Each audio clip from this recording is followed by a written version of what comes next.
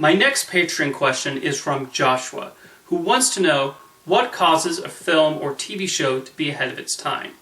That's an interesting question. You'll sometimes hear of a piece of entertainment that becomes relevant again to the current culture, whether it's a film that did not find an audience on its original release, or it was popular and people interpret something new within its themes.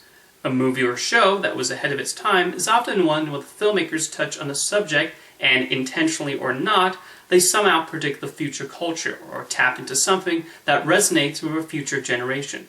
I'm not talking about something like The Simpsons, where they somehow predict later events.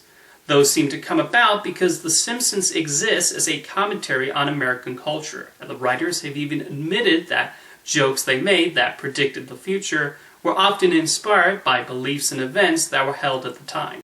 I feel something like the musical Shock Treatment qualifies as a movie that was ahead of its time.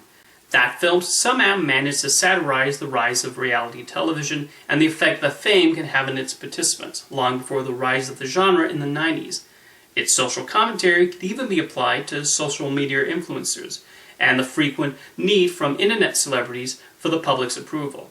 The ideas it presented did not resonate with the early 80s audience, but several years later, Shock Treatment has attained a cult following by those who attribute the satire to modern culture. You also have entertainment that tackles subjects that nobody else was thinking of touching and end up far ahead of the curve.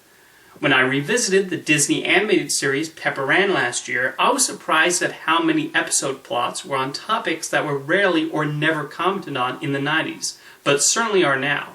There's an episode on cultural appropriation, in which Pepper Ann starts to incorporate Native American symbols and clothes into her life, without fully understanding their meaning and importance to that culture.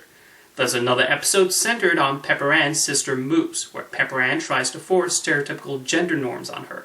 The concept of someone's gender identity is common to hear about today, not so much in the 90s. A large reason for this is the way Pepper Ann creator Sue Rose conducted research for the show. She wanted the series to touch on issues real girls of Pepper Ann's age would often deal with, as opposed to what they were accustomed to seeing on television. So she interviewed them and brought in educational consultants to work on the show. That gave the writers first-hand knowledge of topics that should be addressed. That really helped Pepper Ann become ahead of its time, and why it's aged extraordinarily well. Another example that comes to mind is Billy Wilder's Ace in the Hole. The movie depicted a seedier side of journalism and how the press can take advantage of a situation to manipulate the public for their own gain. The movie actually got largely negative reviews when originally released in 1951, as critics felt it was not an accurate portrait of the press.